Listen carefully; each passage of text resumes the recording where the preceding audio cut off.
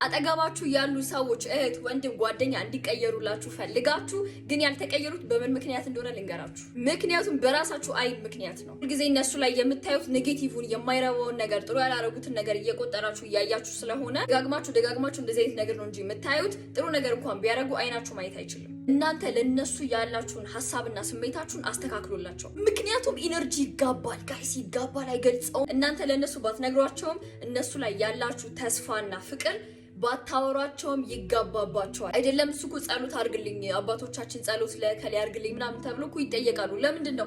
ጸሎት ስለሚጋባ ነው፣ ስለሚሄድ ነው። አለቀ በቃ። ኢነርጂ የማጋባት ያለ በጣም ቀላል ነገር ነው። እናንተ ለነዛ ሰዎች ያላችሁ ሐሳብና ስሜት እንዲሆንላቸው በፍቅር ስትፈልጉ በቃ ጸለያችሁላቸው ይባላል፣ ኢነርጂ ሰጣችኋቸው ይባላል። ቢካዝ እምነት ይጋባል። እምነት ትራንስፈር የሚደረግ ነገር ነው። በጣም ትልቅ ቦታ ላይ ያለ ሰው ምናምን አምንብሃለሁ አንቺ እኮ እዚህ ቦታ ትደርሻለሽ ምናምን ነገር ቢልሽ የሆነ ነገር ተጋብቶብሽ ተሰምቶሽ የሆነ ሰዓት ላይ ትልቅ ነገር ላይ ራስሽን ታገኘዋለሽ እና ራስሽ ላይ እምነት ያልነበረሽ ልጅ ግን ያ ሰውዬ እምነት ሰጥቶሽ ነው ትራንስፈር አድርጎልሽ ኢነርጂውን ሰጥቶሽ እና the same thing ነው። እዚህ ጋርም ሰዎች ጥሩ ነገር እንዲኖራችሁ ስትፈልጉ ማትፈልጉትን ነገር ሲያረጉ እንኳን ቀይራችሁ በጥሩ ነገር ተርጉማችሁ ቀይሩትና ለነሱ ያላችሁን ስሜት አስተካክሉ።